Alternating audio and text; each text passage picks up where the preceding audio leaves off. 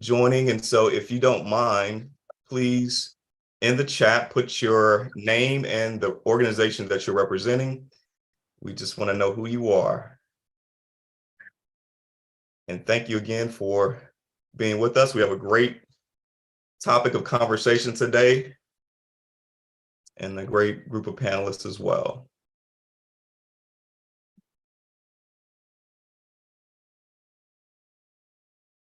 So just drop your name and your organization in the chat.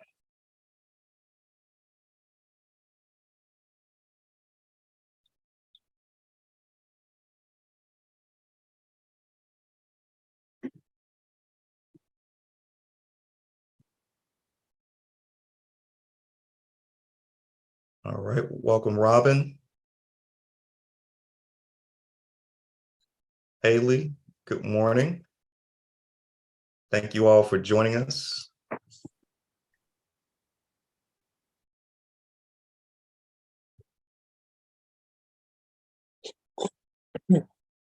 So we will go ahead and start our program.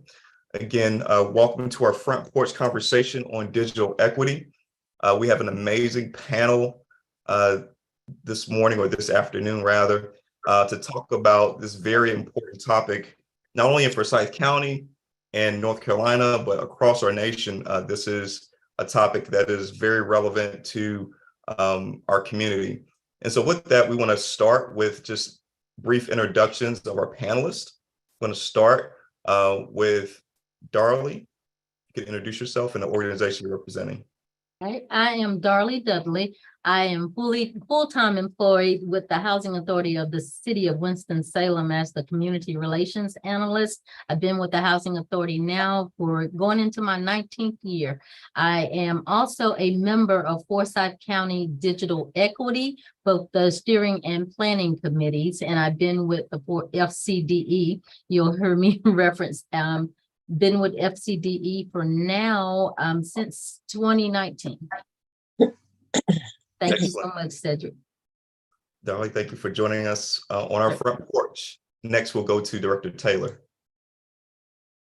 Good morning, everyone. I'm Annette Taylor, and I am the Director of the Office of Digital Equity and Literacy within the North Carolina Department of Information Technology. And this division was established in 2021 by our governor, who saw the need of a dedicated office for digital equity and closing that divide, and to partner with our broadband and infrastructure division. So we'll talk a little bit more about that today. Thank you for the invitation to be here.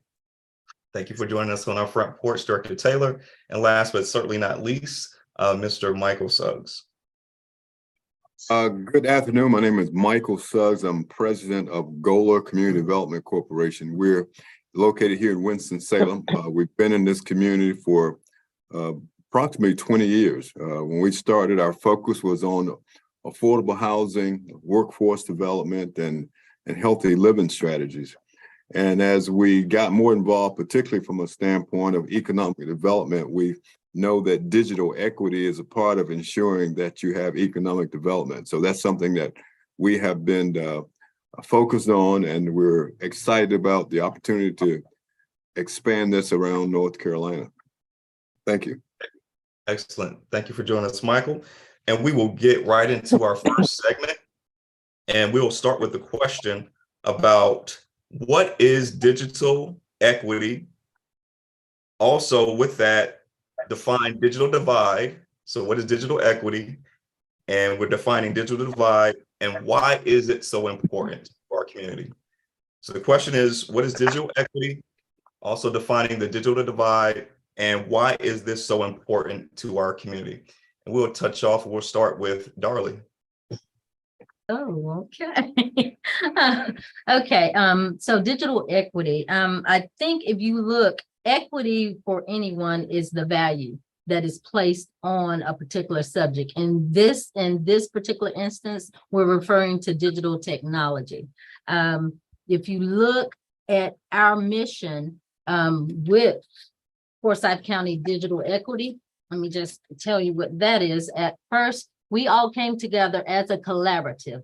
There are approximately, right now, close to 40 agencies throughout Winston-Salem, Forsyth County that have come together to bring awareness to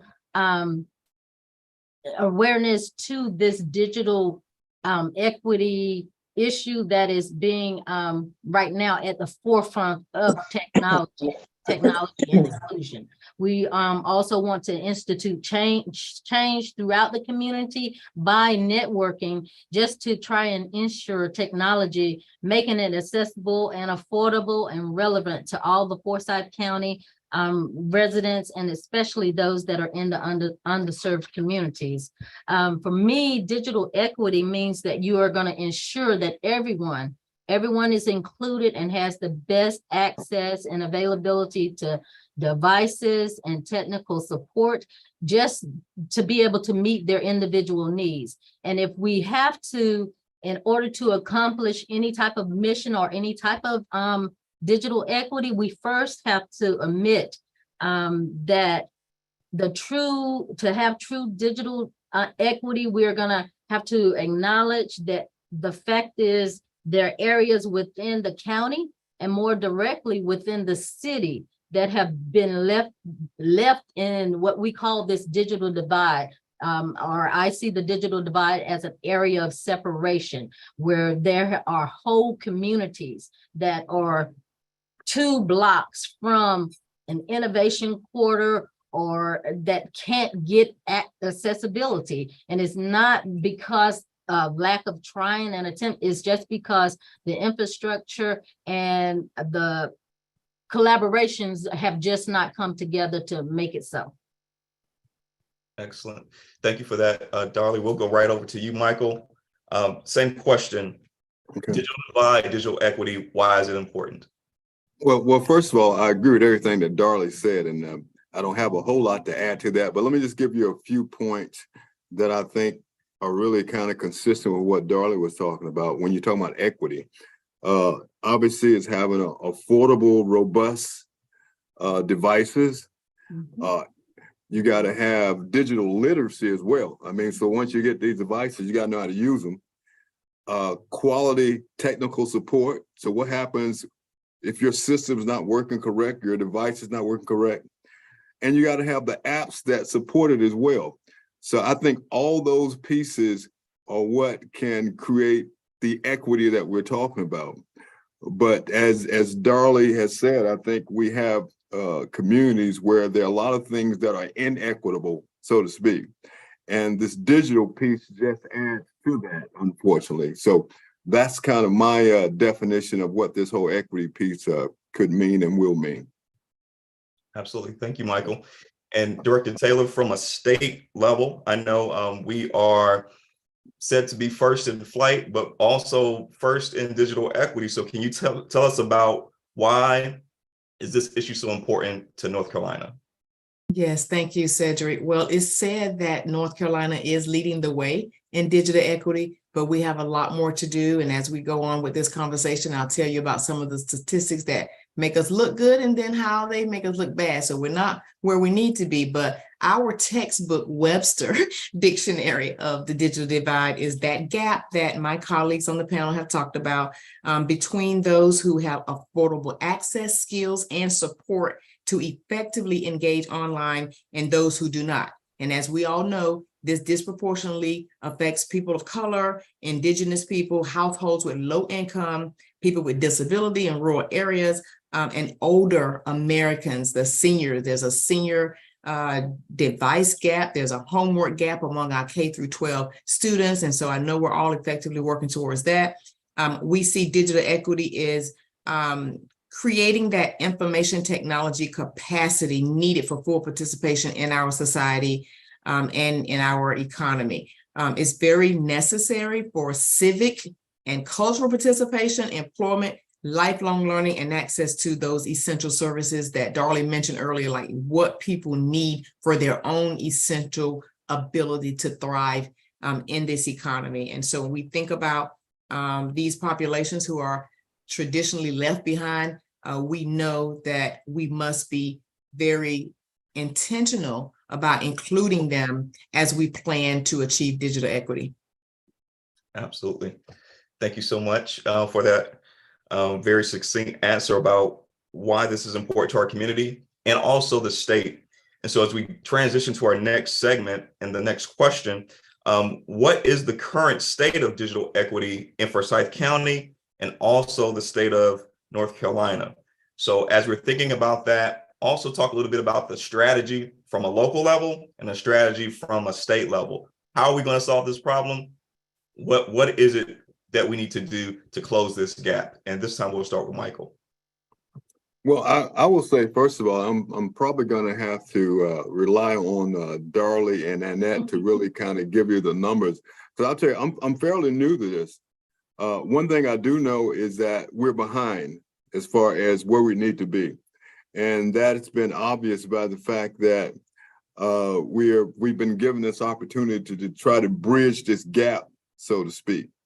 But, you know, I'll give you a real kind of local example of when we talk of, and it was talking about the digital divide. For us here in Winston-Salem, you know, we think about Highway 52, how that's kind of divided our community. And in many ways, this digital divide is kind of an illustration of that. And unfortunately, people to the east of Highway 52 have not had some of the economic advantages that people on the other side of the highway has had. Okay, so we know from that standpoint that we're behind, and unfortunately, too many things in our community are driven by the dollars. Okay, so the same way that, you know, we don't have the grocery stores and other things that people in other communities have, and a lot of it's driven by the economic condition of folk, because grocery stores as well as these ISP providers, they go for the money. And unfortunately, people in our communities are not their high priority. So one of our goals is to make our communities our priority again. So once again, don't have all the detailed numbers, but I know that we have a whole lot of work to do. That's great, Michael. And thank you for clarifying that too, about that 52 divided here in Forsyth County, specifically Winston-Salem. The same thing exists. Director Taylor, could you add to this conversation and also tell us what we're doing well and what we're not doing so well from a state perspective? Yes, well, what you are doing well in Forsyth County, and I know Darlie is going to speak to this, is that you actually have a digital inclusion plan. So before I talk about that, let me just say, at the state level, you know, we have 100 counties, but I'm so happy to be in Forsyth today.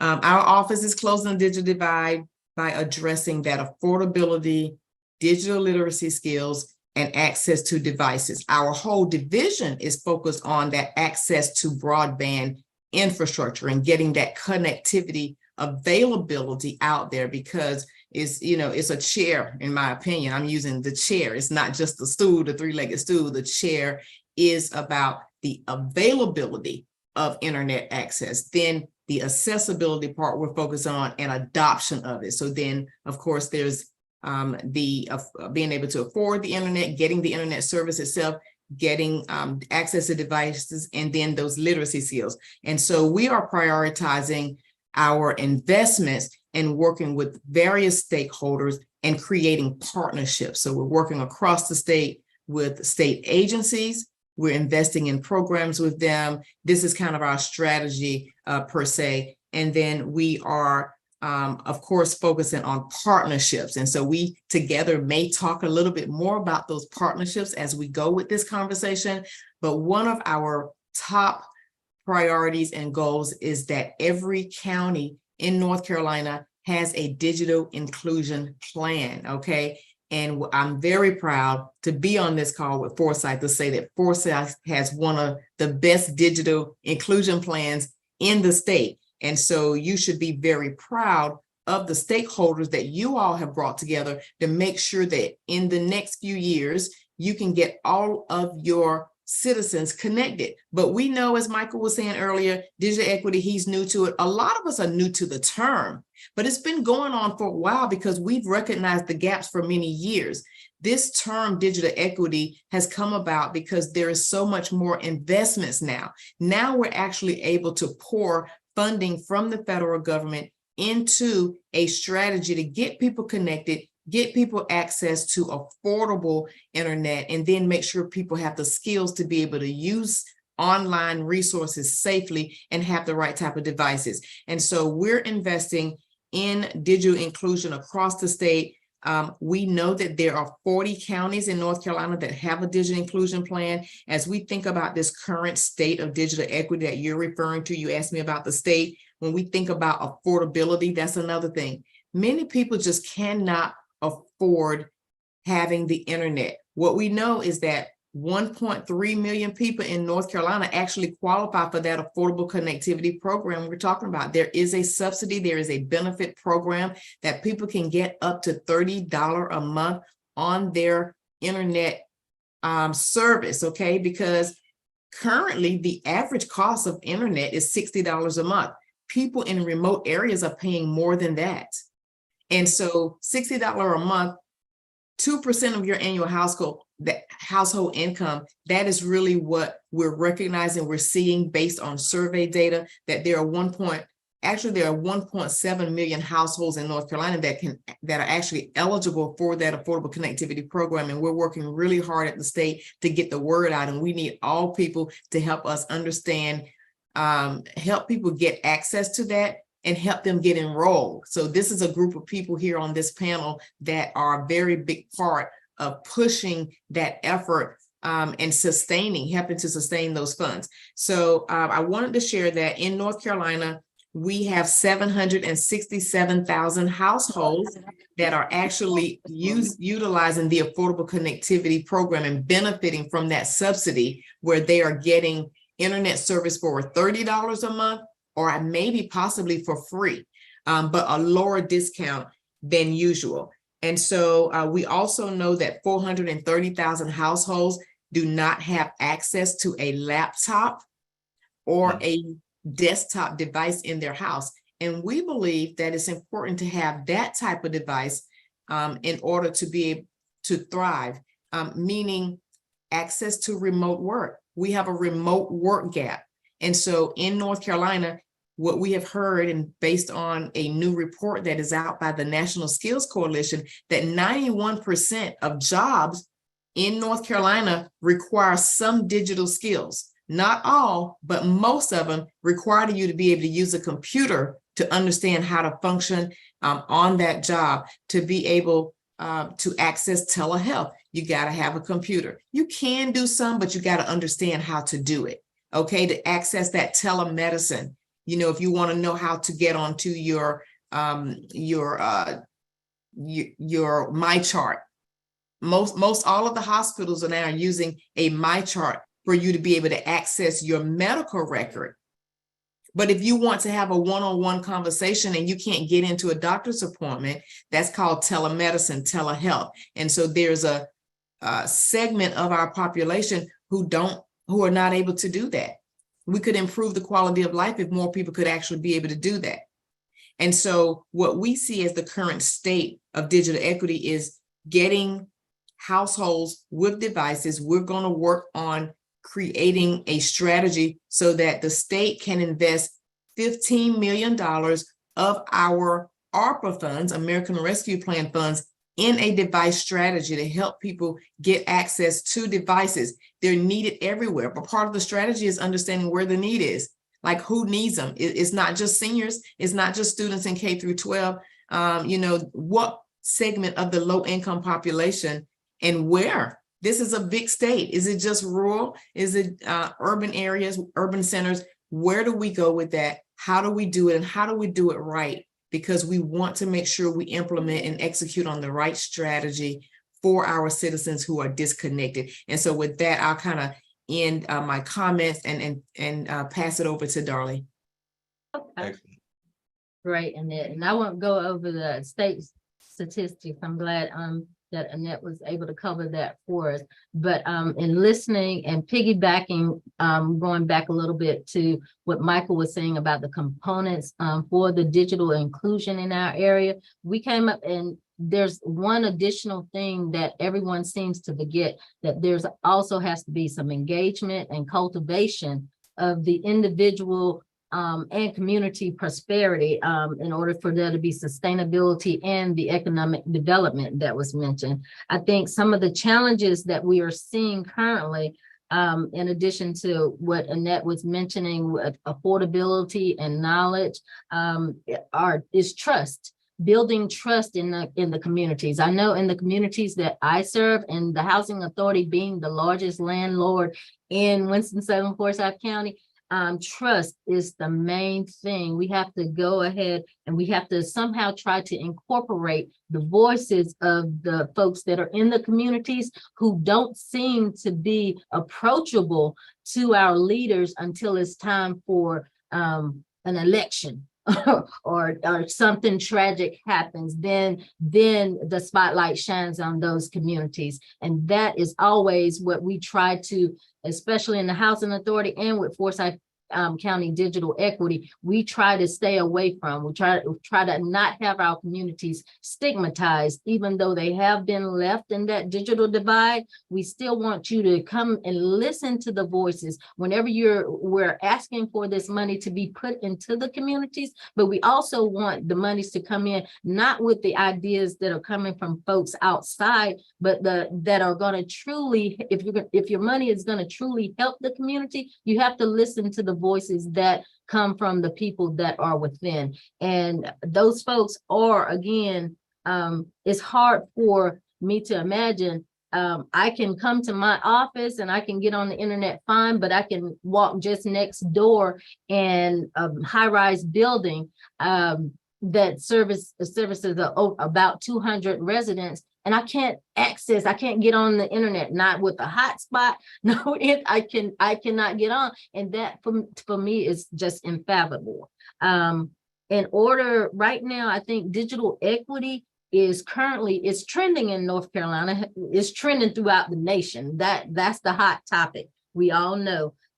We have politicians, even the governor is doing a tour. Everybody's coming out wanting to talk about issues that are relating to digital equity. The Forsyth County Digital Equities group appeal started, like I said, in 2019. We got the plan, which is gratefully being realized by other organizations like NCDIT, thank you, Beat North Carolina, everyone. We have a lot of recognition groups in Charlotte and throughout North Carolina and other states are using our plan that we've put together as an example, and we appreciate that. We look, when we were doing all of the research, the numbers unfortunately that we had or were just from 2015 to 2019, we were looking at the fact that about 17% of the residents, the households, they only had one internet accessible device, and that was a smartphone. And we all know that, like Annette was mentioning, all of the telehealth and the things that you're trying to access on the internet, you can do some of that, but if you're like me, you're going blind trying to use it on a smartphone, even on the desktop. Looking at a desktop is hard. But I think about my grandmother and people who are trying to get that information, and it is so very hard. We had I sat into one of the focus groups in a panel where a gentleman mentioned that his father was having problems with the Ring. He had gotten him a Ring camera, which is good, for technology and security, but he was having trouble, on the phone trying to access the program. And it was simply because he didn't understand, all the facets that came along with that program. We have, we're looking at about 16% of our residents that don't have any internet access at all. And that is, again, unbelievable here in 2023. We have about 10% of the households across the county that don't have any type of internet access enabled device. So with what we're seeing now currently, we're trying to envision and to intentionally go out and give everyone an opportunity to accessibility, understanding, so they can enjoy all the digital life and everything that it encompasses without regard to where they actually live, on whatever side of 52 that they're on. But we have to take a proactive stance. In doing so, we have to remain and make sure it's a diverse approach, increase the availability. And with that availability, we have to have the affordability, up-to-date equipment. We have to have the accessibility, which meaning being able to connect no matter where you are, have that readiness to respond, and give them a sustainability with all the technological updates and everything that comes along with it. But I will go ahead. I hope I haven't exceeded my time, Cedric, but I will stop right there. There's so much more. I don't want to get onto my soapbox because there's a lot that we can say about the current state and the turns that we need to make right now. Absolutely. Thank you so much for that, Darlie. We're going to go and I'm sorry, Yes. can I interrupt? I know that people may notice that in the chat, I put a link to information about the Affordable Connectivity Program, and I wanted to just bring attention to that so that people who may not be aware of what ACP is, that you can use that link to see what we are sharing about ACP, how people can get enrolled. But also I'd like to share that I do know that Forsyth County has 31,973 people, households enrolled in the Affordable Connectivity Program. I don't have in front of me how many are eligible in Forsyth, but I do think it's helpful for you all to know how many, because I know that, Goler and United Way and the state will be working on getting more people enrolled in Forsyth County in the Affordable Connectivity Program. So it's always good to have a baseline of what it is currently and where you're trying to go. So I just wanted to share that part. thank you so much, Director Taylor. And yes, we would obviously not only see that in the chat, but we'd love to share that out when we send out our thank you message for those of us who are joining us today. So that next segment that we're looking to talk about is, so what is the future of digital equity in Forsyth County and the state of North Carolina? And with this, we're going to add a little bit of layers to it. So I want to talk a little bit about the week of action coming up, as well as, like, we're on the front porch, y'all. What are the real life implications? We're talking about folks being left behind and this gap that exists. Missing out on certain things when it comes to access to the internet. What are the real implications, real life implications, and how does this look in the future for our state and Forsyth County? And we'll start this time with Darlie. Oh, okay. Okay. I would say the future of digital equity in Winston-Salem, Forsyth County. Right now, we're looking at the fact that they are looking to legalize online sports betting in North Carolina, probably by January of next year. That itself and that step is showing how quickly things can move when it's something that's relevant.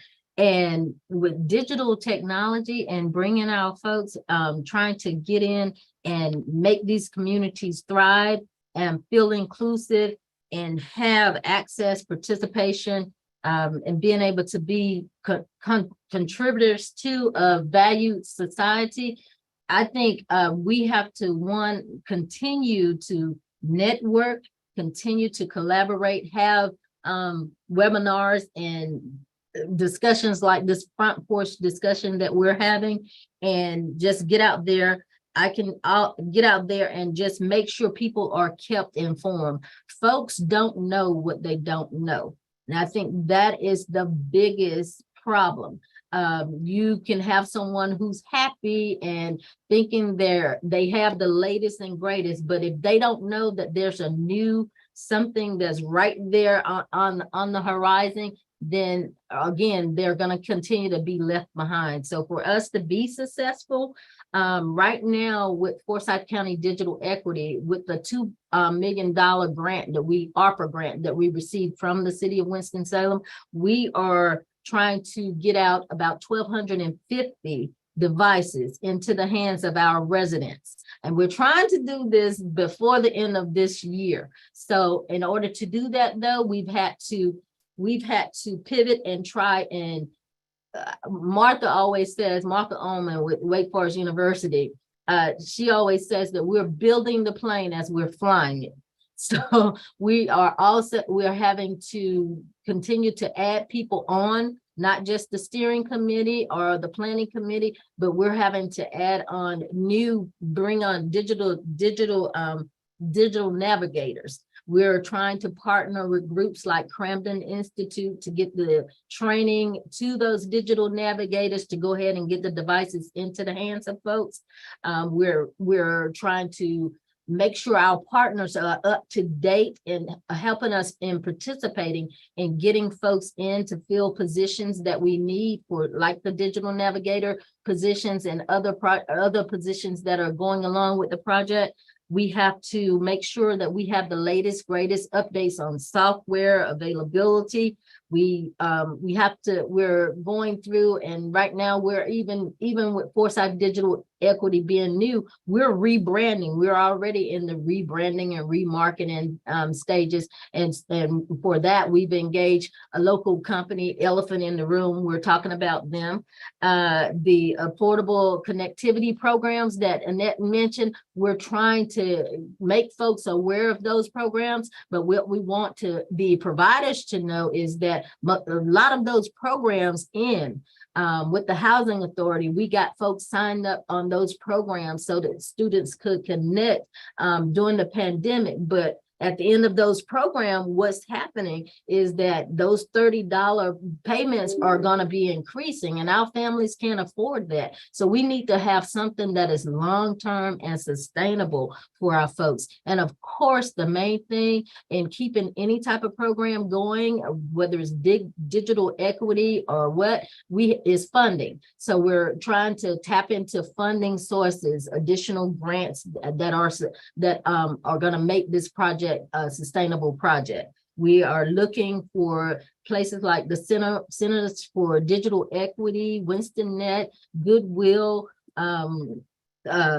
United Way, the libraries, and all, so that we can continue to partner and make things available and affordable for our folks to build those thriving communities that we all want to see here in North Carolina.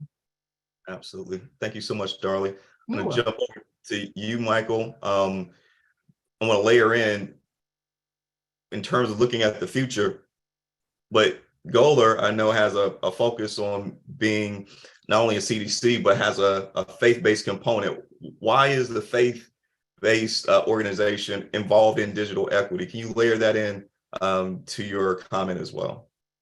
Sure. You know, when I gave my original comments, I said one of the reasons that we got involved was really from an economic standpoint, because that's really has been one of our major focus areas. When we started, we were really more focused on providing affordable housing to people, and that's still one of our goals.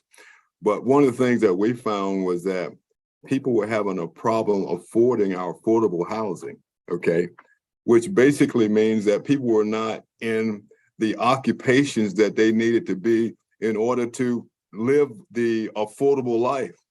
So we have a program called Tech Careers, where we actually train people for careers in technology, and it doesn't cost a thing. We partner with Forsyth Tech. They do a lot of the training for us, but we do a lot of what I call the case management, recruiting people, marketing and program to make sure that people understand that this is the way that the economy is going now, particularly here in Winston-Salem. You know, we have a history of kind of being a manufacturing, tobacco, textile kind of area, but a lot of those jobs don't exist now.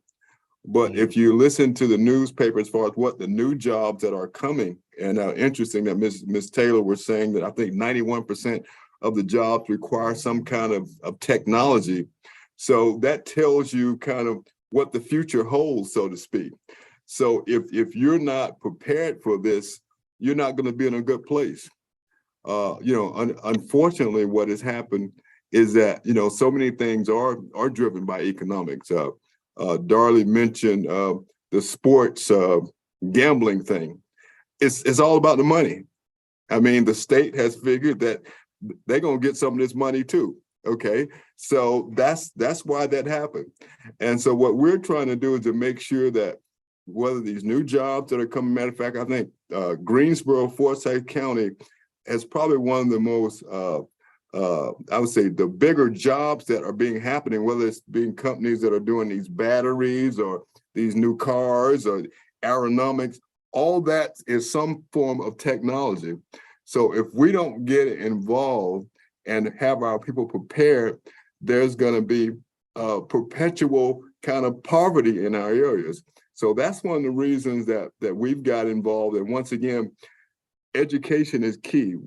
I think Darley said, you don't know what you don't know.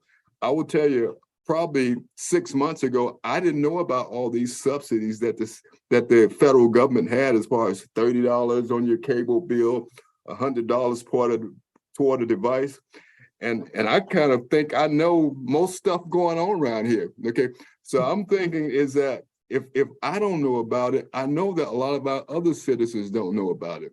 So one of our goals is, first of all, to make people aware of this, and then to kind of help them so that they can navigate. Because the thing about some of these programs is not the easiest to navigate. I mean, there's paperwork to be filled out. You got to follow up with the ISP company sometime. So there's a process. So bottom line is that we care about people, we care about the community, but at the end of the day, we have to thrive economically as well. Many of us during the pandemic, we were able to go home and still do our jobs. Okay, but a lot of people didn't have that luxury. They either had to come in or they lost their jobs. So I think that has been a big lesson to us, in that when the next pandemic comes, and hopefully it won't, we got to be prepared for our people to be able to continue to make money and economically thrive the way the other communities are thriving as well. So that's why we're doing this. Absolutely. Thank you, Michael.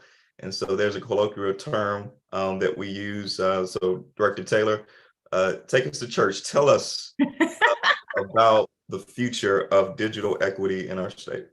Oh, sure. Thank you. As we think about the future, though, I want to address the economic impact that you refer to, as well as this funding opportunity and challenge, actually, that my colleagues here on the panel are talking about.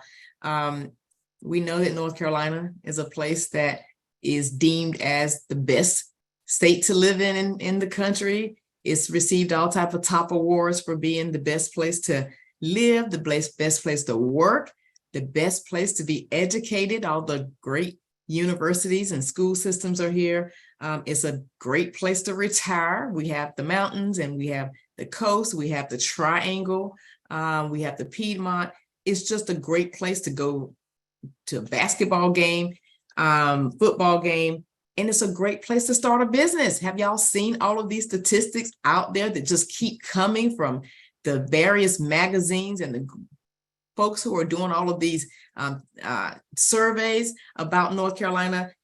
This is becoming that place, but we have an opportunity and we have an obligation to get everyone connected, because as great as North Carolina is, as much as we're leading the way, as great as a place to do all these things, without that connectivity, people cannot enjoy the rewards and the benefits of being online. And without the digital skills, people may not use it properly. Even once they get on there, we are still dealing with the bad actors. And at the Department of Information Technology, cybersecurity is a very big priority for us. And we have to make sure that we're not just creating the opportunity for people to be online. We have to make sure that we are educating people so that they can use it properly and they don't have that fear and this trust factor. And we have to actually utilize all of our resources and all of the potential partners. And Darlie has spoken about it so well. There's a lot of different community organizations that should be a part of this, including our faith base. So we're so thankful that the United Way and the housing community there has a faith-based initiative so that we can connect with the churches, because that is where people trust. And if they can help us educate the community on these services and the benefits of being online, but also how to be online safely, that is what we see as an obligation. And so from the state perspective, we do have the benefit of having federal funds like many of the municipalities as well. The way we see digital equity is getting 98% of our households connected to broadband internet access by 2025, having 80% of broadband internet subscriptions by that time. Right now, households adopt at 73%. And also we want households with children in K through 12 to have a broadband internet subscription at 100%, because we must close this homework gap that we were all talking about. We also want to make sure that we get the subscription rates across racial groups up to 80%, because people in various racial divide adopt at different levels. 68% for the Hispanic population, 64% for Black households, and white households adopt at 76%. So we really need to increase our subscription of the internet to 80% by 2025 in order to create that connectivity, that connectedness, and closing that divide. So we're investing $50 million in ARPA funds to improve awareness of the benefits of high-speed internet, getting people connected to devices, and then those digital literacy skills. And even Michael mentioned it earlier, that technical support is just as key. People need to know, how do I use a computer? How do I get access to a device? Where are providers in our community? Where are the people who are providing devices that I can actually get for a low price or a discount? And then the technical support, because devices don't remain the same, right? Technology changes so much. And then if it breaks down, who's going to provide me the technical support? We're investing in programs across the state. Community-based organizations as well as our state agencies are implementing programs, and we want to expand upon those. We want to help counties, of course, execute their digital inclusion plans once they create them, but we also want to provide support for digital literacy skills building programs. We are investing in digital navigator programs. We actually just announced, in case you missed it, last week we invested $4 million in a pilot digital navigator program by 3 community anchor institutions.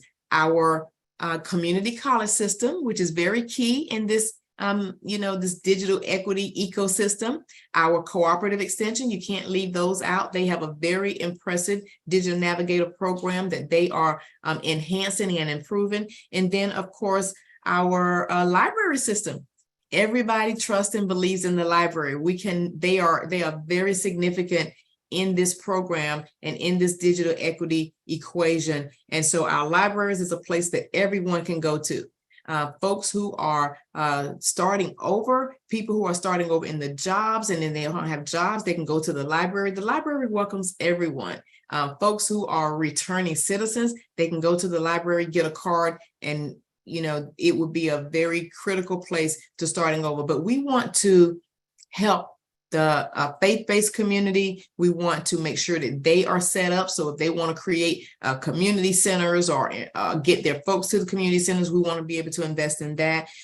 We will be investing an additional either 10 million, somewhere between 10 and 14 million in community-based programs through our next phase of our digital equity grants, which we hope to announce in early fall or late summer or early fall. It's called our Digital Equity Champions. And so we have additional funds available, again, to help create that access to devices for the households that I mentioned that are without, increase access to digital, high quality digital literacy and skills training, and then really build our local capacity of organizations to be able to compete for funding that will be distributed from our federal partners, NTIA U.S. Department of Commerce late next year and in the following year to community-based, to states, community-based organizations, but you need to be ready. Many of these organizations are already doing the work, but we want to help from the state level to be a resource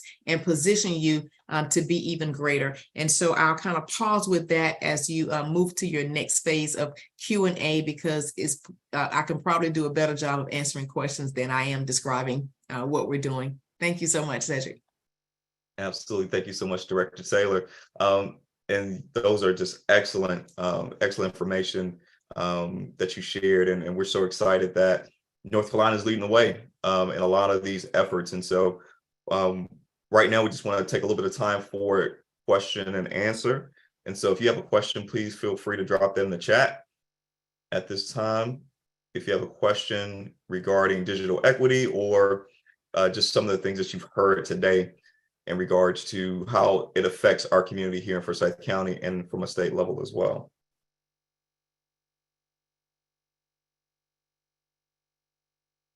And while we are waiting for some of those questions to come in, I know there are some things that were mentioned earlier about the ACP Week of Action. So we can also speak a little bit about that. And also, how can we as individuals and as a community also get involved? I know there are some surveys and some different things that are out within our community that we can participate in. So I'll open that up right now for anyone to kind of jump in on the panel. How can we, the call to action, get involved right now and do something about closing this gap from a digital equity perspective?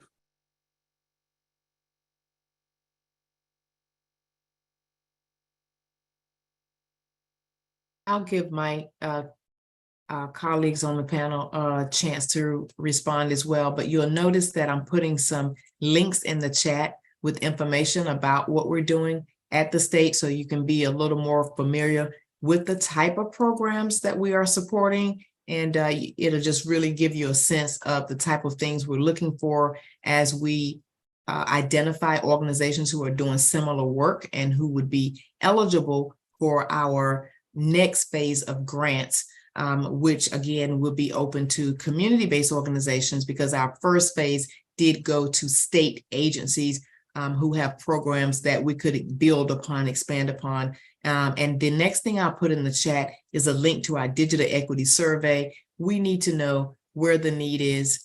We need to know what is the need. Is it devices? Is it digital literacy skills? You need to understand more where to get those. We're trying to figure out where the gap really is. And so taking that 10-minute digital equity survey is really going to improve our knowledge and help inform our digital equity state plan that we are developing. We need a 5-year, we're being charged with establishing a 5-year comprehensive digital equity plan for the state that we, of course, the governor's office will have a chance to endorse it, and then also we'll turn that in to the National Telecommunications and Information Administration, NTIA, which is a department within the U.S. Department of Commerce. They require this plan so that they can make decisions about future investments as well as public policy. So I'm going to say that that is probably my response to how people can get involved, is completing that survey and helping us get the word out about the survey. So I'm going to pause here, put that link in the survey, and then be happy to answer other questions. I can also put my contact information in there if listeners want to be in touch with me directly. Perfect. All right, Michael or Darlie, how can someone get involved in this work? I put also a link for fcdigitalequity.org in the chat.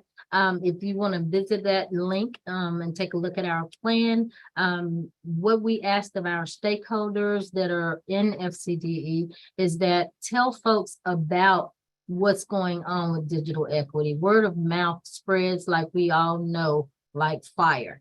If we can get the word out to folks, when you hear or see a flyer that there's something going on in the community, encourage your neighbors, encourage others to come out to the meetings, which we will be having focus group meetings in churches in the different various rec centers throughout the county, if you just tell people about everything, tell people about the jobs that we have accessible, because I know with the economy the way it is, we need folks to come on board and help us with this project and this plan. We also need, if your organization, if you're not already connected to us at Forsyth County Digital Equity on our steering committee, I put my email address, ddudley@halls.org. Just email me and say, hey, I want to participate, because we are always willing and wanting folks to come on board, because we like to have that diverse and all the different perspectives that are available and out there. Excellent. Thank you. You could add a comment, Mike? Well, my comment would be really to kind of strengthen what Darlie was saying, and that, you know, information is key. People got to know about the program, and we'll be doing things as far as going to a lot of the special events in the area, attending the churches. We'll have an advertising campaign to make sure that people do know about the program, because once again, as we said earlier, you don't know what you don't know. So if you know someone that could use the services, make them aware of it, provide the resources to them. I think that's the biggest thing that we can do, is make sure that folks that we know personally know about the program and how we can help bridge this digital divide. Absolutely. Thank you so much. And all these different resources, we'll make sure to capture them. And when we send out our thank you letter, you'll have access to those as well. And before we close our program and thank our panelists and our audience, I want to extend this time for Tash Lane, if she's available, to just give us a quick announcement about our upcoming United Way Day of Action. Thank you so much, Cedric. And what an awesome topic about digital divide. And I'm hoping that everything that we're doing in our community will increase that knowledge, even folks using their smartphones to advance themselves beyond what is published on Facebook. And to that credit, United Way Worldwide, which is our parent organization across the globe, on June 21st, in and around that day, we're celebrating Day of Action. And this allows our community to be reminded of all the great things that happen when we get together and volunteer to support our agencies and the needs of our residents, and to solve issues similar to what we talked about today. And there's going to be a link to a website that will give you a lot more details about the Day of Action. We have multiple agencies who have needs and opportunities for volunteers to participate. And we're looking forward to that engagement. And a lot of those activities involve beautification. So working with a community garden. There's a renovation of a bathroom and office space at a local church that supports our Place Matters community residents. We have information about doing greeting cards and volunteering with Habitat for Humanity, building homes for those residents who may not be able to get a home of their own alone. So those are a few opportunities that are listed on that particular site. And Cedric, thank you so much for allowing me to have this time to share. Absolutely. And thank you, Tash, for your work in leading that effort and that charge. And we also have the ACP Week of Action. Director Taylor, that is when exactly? June 14th through June 22nd.